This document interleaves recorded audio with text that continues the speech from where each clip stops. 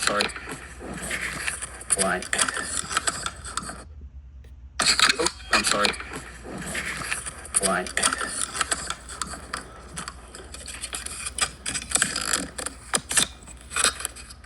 That. Quit blocking the camera. I forgot to. Well, actually, no, it's good.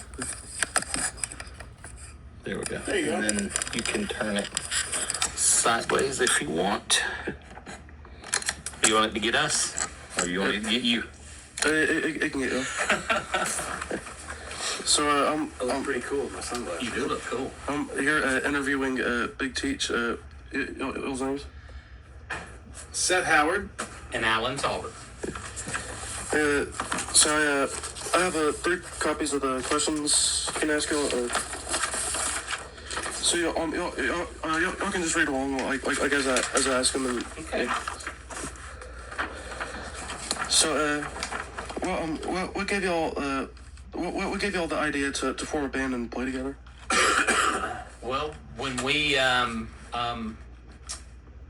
of messed around a little bit playing for different things like musicals and stuff, I would help play for some musicals, and we had a band parent who both of their kids came through the system, Mitch Skelton, and Mitch plays bass, and he's played with bands for years and years, and he approached me, Mr. Howard, and Mr. Bryan and said we should put a band together, and we joked about the name Big Teach from another incident. But and we told him that if he booked the band and was in charge of everything, we'd be more than happy to play. So we did. And about 10 years ago, we played a benefit for it was a biker benefit. We actually played. That was our first gig. Second gig, we played a benefit for the band here too. Mm-hmm. So. And this question, me and my mom was wanting to ask for a while. What was the I noticed that y'all y'all use a little app whenever y'all are figuring out songs or switching songs. What's the name of that app that y'all use whenever y'all play live whenever y'all have songs playing or when y'all switch songs? I use Ultimate Guitar. I got Ultimate Guitar. I got a lifetime membership when it first came out, which has been a long time ago. Mm-hmm. And now it's a monthly subscription. So I'm very proud that I got that lifetime membership but that's what I use. And I've also used a program called Fourscore, which I got really from Mr. Talbot and Mr. Bryan. They told me about Fourscore. But I still go to Ultimate Guitar most of the time because I can make the playlist and then it'll actually scroll the lyrics and chords for me. So I don't have to turn the pages or anything. Yeah, I use Fourscore some, and I use it with the band. I put my music scores and recordings in there with the high school band, and I use Fourscore some, but with Big Teach, I usually use a program called Song Select, I think is what it's called, and it does the same thing. It'll scroll, and you can change keys on it and everything, so Song Select or Fourscore is what I use. So this next one, Mr. Talbot, this is actually for you specifically. Specifically, this is for you. So we all know, you're retiring from teaching at the end of this year. How Big Teach, you have be a teacher, be in the band, and all that. Which is why which I actually kind of came up with this on my own. Even if you're retired from teaching, will you still be playing with Big Teach, even though you're retired from teaching? I'm gonna play with them as long as they'll have me. So yes, there's no hard, fast rules about that, but yes, I do plan on continuing to play with the band. Hang on one second. Hey guys, can y'all do me a favor? Yeah. Sorry to do the interview. Y'all still have that key? Yeah. Sorry, I'm dealing with other band stuff too. It's good. Can y'all meet somebody down there? There are 3 boxes. And hang on, I'll tell you. Hey, are you here?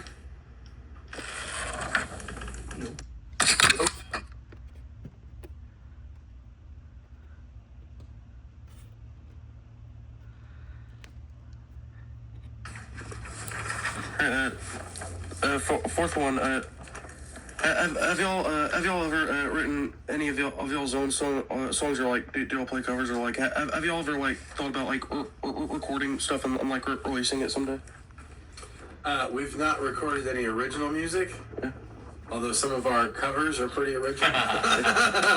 Some of our covers are pretty different, and we haven't really had a conversation. We've recorded things just so we can see what we sound like, and for promotional stuff. But we really just want to play live. We're not really interested. I don't think there's been no discussion about releasing an album or anything like that. We're just going to have fun. The only original stuff we've done, we did that Girly Drink of Mr. Bryan's Yes. from that play that Yes. y'all did, Nash McCann. Yes. So we do play one original song, and it's one that Mr. Bryan wrote Yes, that is true. called Girly Drink. Yes, Nash McCann is an honorary member of Big Teach. Have y'all ever dreamed about going on tour? We've joked about it. We've joked about long term. We want to get on a cruise and be like the house band on a cruise ship.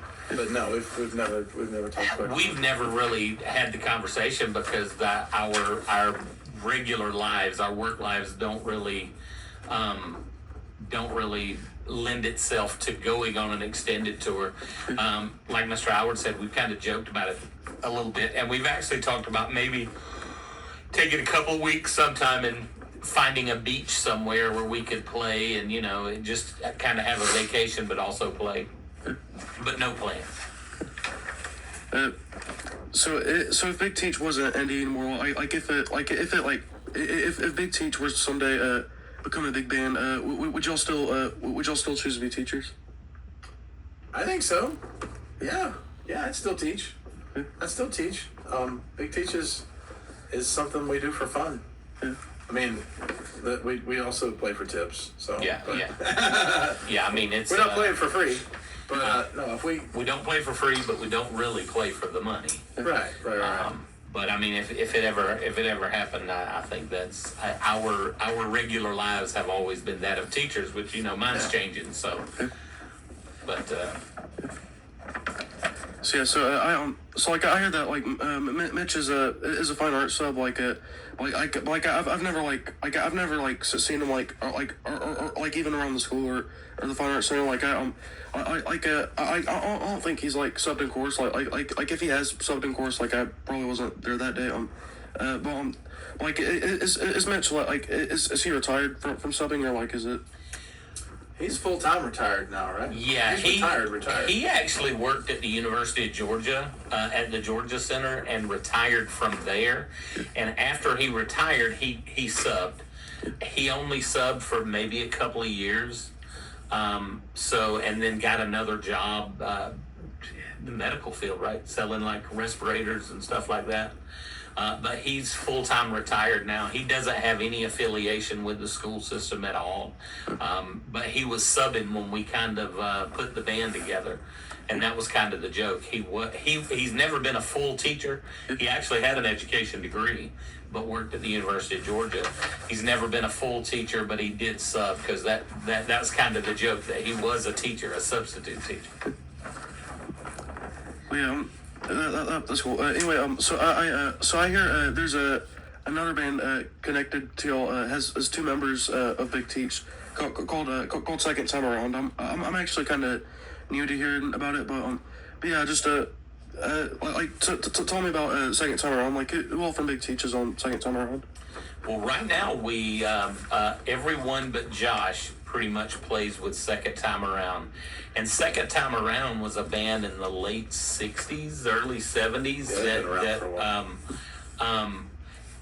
That wasn't the name of it back then, but a few years ago, maybe 15, 16, 17 years ago, those guys got back together, and their original bass player couldn't play with them, so Mitch played with them. And Mitch was the only one in that group that wasn't from the original group. But over time, some of the guys have passed away. Their health has deteriorated, and the original guys kind of got replaced with other people as it went along, and the only one that's still with the group that was with the reforming of the group is Mitch. So there's no original members of that band, and I don't remember what the band was called, but they called themselves Second Time Around because they got together again. But Mitch is the only one with that group. Keyboard player got replaced. The drummer got replaced by Mitch's son. Amy, Mitch's wife, sings with the group. And their singer, when he left the group a few years ago, they asked me to fill in and sing until they found somebody else. They never found anybody else. So now for the past few years, when I haven't been able to sing, Mr. Howard's been filling in. But now the drummer really can't play with him, so I'm playing drums and doing some singing, and Mr. Howard is pretty much doing the singing with the group. So me, Mr. Howard, and Mitch are part of that group also. And then we've got another guitar player and about to add another keyboard player. So it's almost like that band went away, but it's making a resurgence now. Yeah, this question, I know that this question is almost, but I was just gonna kind of ask about it. I think I have seen some posts on Facebook to where I think Jeff Ledbetter was kind of tagged in Second Time Around. Was it? Does Jeff Ledbetter is he in the band of Second Time Around, or is?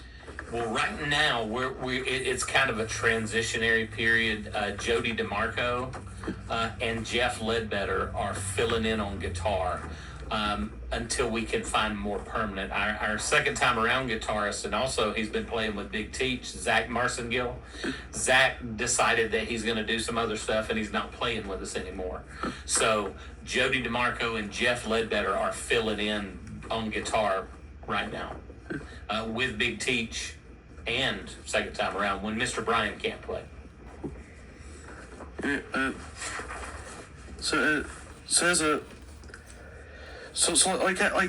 Being a teacher, over the years, as being a teacher, as being a teacher, helped any of y'all, as a musician, as being a teacher helped y'all as a musician anyway? I feel like being a musician has helped me more as a teacher than I think, because it just, I don't know, it's a way to make class entertaining. So I feel like sometimes I perform for my students a little bit, and try and make things interesting. So for me, I think being a musician has helped me be a teacher more than being a teacher helped me be a musician. I think with me, it's the causation. Me being a musician is the reason I'm a music teacher. My dad was a musician. My brother was a musician. A couple of my sisters were musicians, and I just grew up in a musical family. And I think that's why I went into music and actually became a music teacher, is because I was a musician first. And I've just kept doing what I've been doing my whole life. I started playing with a band my 9th grade year in high school. I played with a local band here in Hartwell. And, I've been doing it ever since. Yeah, music can really, get you connected that way. It really can, yeah. So how do you usually find in book live shows how far in advance do you book the performances? Well, Mitch does our booking. That's the reason we play anywhere, is because Mitch finds it. And it could be anywhere from I think it could be a week in advance. It could be up to almost a year in advance. Yeah. We've even talked about playing somewhere on New Year's Eve, and it's still May, so we book things. We have to book things pretty far in advance to make sure that our teacher schedules are not full. So we do book things pretty far in advance. However, we pick up random stuff. However, sometimes if somebody has a cancellation, they'll reach out and say, "Can you play tomorrow night?" Most of the time we can't because our schedules are already, but if we can, we will. But like last night, we actually booked a gig for next Thursday. Iowa, South Carolina reached out and said, "Hey, we've got next Thursday, the Thursday after that, and the Thursday after that. We'd like for y'all to play. When can y'all do it?" And we all kind of batted the dates around and decided we're going to play next Thursday. So that's a week out. But usually it's a month, 2 months, 3 months out in advance. But it can be up to a year. So what equipment do you feel like you absolutely need for live performance? Like, does the venue provide like any speakers, equipment, or like do y'all bring those along? That's the joke is that we charge for setting up equipment and we play for free. Yeah. That's and it depends on the place. We have played for venues where they provide everything, which is really nice. It's really nice when they provide, because usually they also provide a sound person to run everything. Yeah. Which is really great. Those are fun. Those are fun gigs. But That's usually like festivals or when cities have street fairs or big things like that. 90% of the time we take all of our own equipment, set it all up. We have to get there 2 or 3 hours early to set it up, sound check everything, and then after the gig's over, we've got to pack everything up. So that's like Mr. Howard said, we joke about saying we get paid to set up and move equipment. But those really good gigs are when they have a sound system and a sound. We usually still have to bring our guitar. We always have to bring our own guitars. But sometimes they'll have amps for the bass player. Sometimes they'll have a drum set, but most of the time I have to carry a drum set too. But those very sweet gigs are when the drums and the amps and the mics and sound system's already set up, and we just have to bring our drumsticks or guitars and do a sound check. show up and they hand you a bottle of water. Yes, but those are very few and far between, but they usually pay better too because the venue has a lot more money to pay. They're paying a sound man a couple $1,000 to do a 1 or 2 day event.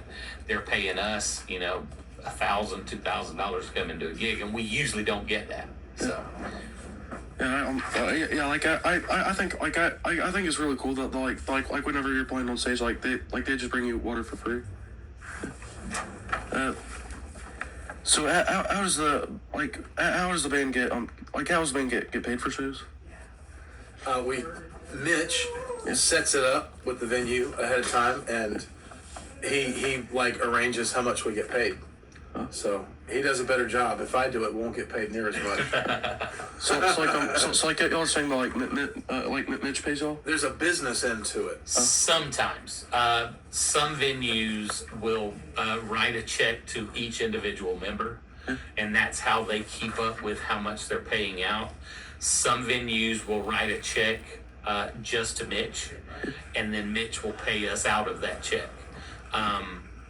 That happens more often than not. Some venues will pay cash, and that very rarely happens. But on top of every venue, say, if there's 5 of us and we play a show and we get $500, then each of us get $100.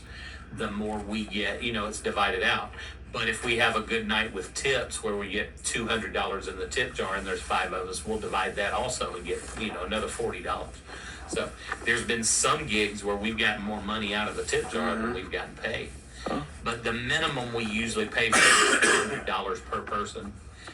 And that we generally get more than that, anywhere from $130 to $250 per person. But like I said, that's usually it's closer to $100.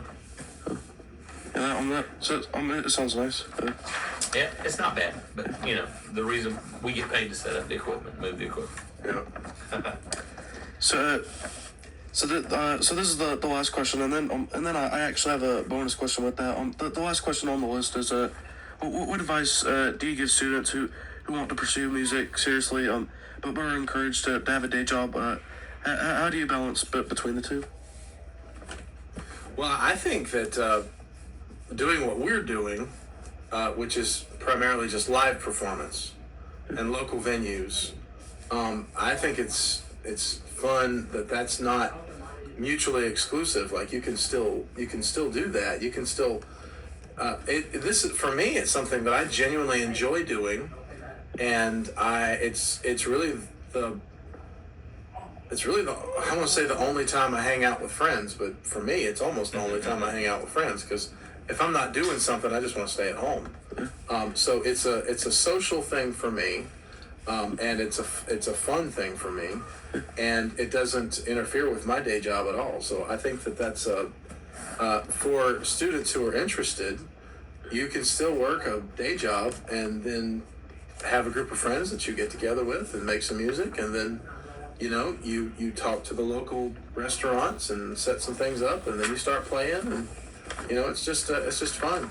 And I think there's a hustle to it. You make a little money, you make enough money that you're not losing money, right? I mean, that's the thing, is you're making at least enough to cover gas and whatever you ate for supper, and it's just fun. The joke about musicians is that you will take $5,000 worth of equipment and put in a $500 car to go make $50. But it's not true. I mean, we make money in the long run. But talking about what do we tell our students? If they're interested in going to music, I've got a few former students that do music for a living. I've got one that plays with a band that tours. I've got a former not student, but a friend of mine's little brother that I went to college with, who has played with Cirque du Soleil. He's in Vegas right now. I think he's living in Vegas, doing shows out there. So he's made a living of it. But what a lot of working musicians have to do is they really have to diversify. If you go into education like I've done as a musician, then you can make a living at it. But if you're a performing musician, a lot of those guys perform in different venues, but they also teach lessons and do stuff like that. So you can make a living as a musician, but if you make a living as a performer, unless you're really solid in there, like Kit Chatham, the one I was talking about that's out in Vegas now, a lot of times you really have to diversify and do different things. There's also an element of, depending on what you want to do, if you want to be a recording artist, that's different. Yeah. If you want to be a performer, you just want to do live performance, then there are different areas of the country where there's more opportunities. If you work go to a place like Dollywood, where there's a lot of tourists coming to hear music. See, you could play the same band can play in the same restaurant on the same night all year round in Dollywood, because it's going to be different people in the restaurant every night. So they can play the same songs and go out there and just do the thing for a year, and that can be their job. In Hartwell, if the same people are eating at the Boathouse every Friday night, they don't want to hear the same band, right? Yeah. So, if you want to do live performance, you may have to move to an area where live performance Or travel. His brother-in-law is a professional musician, but he travels a lot. He'll travel down to Florida to play for a few weeks, or travel to North Carolina, or he goes up to Michigan. He does it, but he puts a lot of time on the road. Yeah. Well, this is that's a really great advice. I think I think a lot of people would be inspired by this advice. Yes.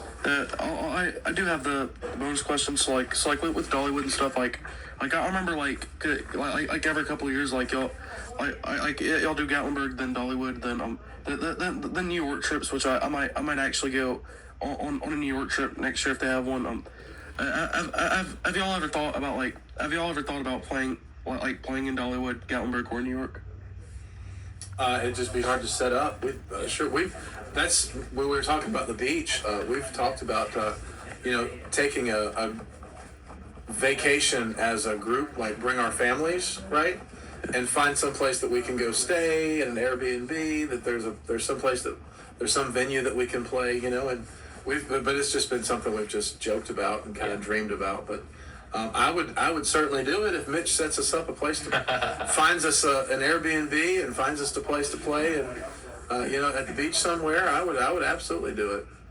Well, and years ago the band performed in London. The high school band did, And Hannah Peoples, she was Hannah Richards, then was a student in the band, and she and I took our guitars with us, and we sat up in the pub that we ate dinner in one night and actually played. So it was for fun. We didn't get paid or anything, but it would be similar to us doing it if we did something like that. It would just be tough to set up. That's something I set up in advance with the pub owner that we could do, and just played some songs. Well, yeah, it's been nice interviewing guys. I enjoyed it. Yeah. Thank you, Phoenix. We really do appreciate it. Yeah. Again, this is Big Teach. You can find them on Facebook at Big Teach Band, and what else can I find them on? Second time around, Yes. also with that, but Big Teach is just follow us local. Yeah. Big Teach Yeah, and I'm here with Seth Howard. and Alan Talbert. well, we'll see you next time.